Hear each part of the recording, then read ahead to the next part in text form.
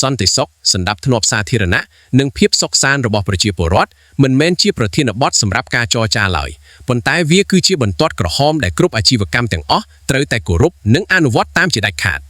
ជាក់ស្ដែងនៅរសៀលថ្ងៃទី3ខែមិថុនាឆ្នាំ2026នេះសកម្មភាពចុះរដ្ឋបាលជាប្រចាំរបស់គណៈបញ្ជាការឯកភាពសង្កាត់ទួលទំពុងទី1ទៅលើទីតាំងអាជីវកម្មចំនួន3កន្លែងក្នុងទឹកដីភូមិមួយបានផ្ញើសារព្រមានយ៉ាងច្បាស់ទៅកាន់ម្ចាស់អាជីវកម្មគ្រប់ប្រភេទបើទោះបីជាប្រតិបត្តិការរដ្ឋបាលនាគ្រានេះមិនឈានទៅដល់ការដកហូតសម្ភារៈឬឃាត់ខ្លួនបុគ្គលណាម្នាក់ក៏ពិតមែនប៉ុន្តែតាមរយៈខ្លឹមសារនៃកិច្ចសន្យាទាំង5ចំណុចដែលអាជ្ញាធរបានដាក់បង្ខំឲ្យម្ចាស់ទីតាំងផ្តិតមេដាយអនុវត្តគឺជាកញ្ចប់វិធានការក្តៅមួយដែលគ្រប់ដណ្ដប់ទាំងទិដ្ឋភាពសង្គមជីវភាពរស់នៅនិងសន្តិសុខសណ្ដាប់ធ្នាប់នឹងការរស់នៅបទបញ្ជាដាច់ណាត់ក្នុងការគ្រប់គ្រងកម្រិតសម្លេងមិនឲ្យរំខានអ្នកជិតខាងនិងការហាមដាច់ខាតការរំលោភយកចិញ្ចើមផ្លូវឬទ្រូងផ្លូវធ្វើជាចំណតគឺជាការឆ្លើយតបចំកង្វល់ពិតប្រាកដរបស់ពលរដ្ឋនិងជាការស្ដារឡើងវិញនូវសោភ័ណភាពទីក្រុងដែលមិនអាចខ្វះបាន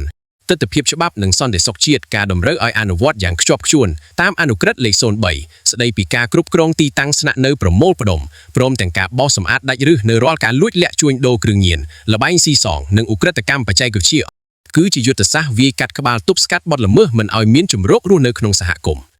សរុបសេចក្តីមកវិធានការចុះរដ្ឋបាលរបស់សង្កាត់ទួលទំពុងទី1នៅថ្ងៃនេះមិនមែនជាសកម្មភាពធ្វើឡើងដើម្បីតែរូបភាពនោះទេប៉ុន្តែវាគឺជាការពង្រឹងយន្តការច្បាប់យ៉ាងមានប្រសិទ្ធភាពនិងជាការដាស់តឿនដល់អាជីវកម្មទាំងឡាយថាការរកស៊ីទទួលទានត្រូវតែដើរទន្ទឹមគ្នានឹងការទទួលខុសត្រូវចំពោះមុខច្បាប់និងសង្គមជាលទ្ធផលម្ចាស់ទីតាំងទាំងអស់បានទទួលយកនឹងឯកភាពអនុវត្តតាមការណែនាំរបស់ក្រុមការងារក្នុងប្រតិបត្តិការនេះក្រុមការងារពុំបានដកហូតសម្ភារៈនិងពុំបានឃាត់ខ្លួនបុគ្គលណាម្នាក់ឡើយ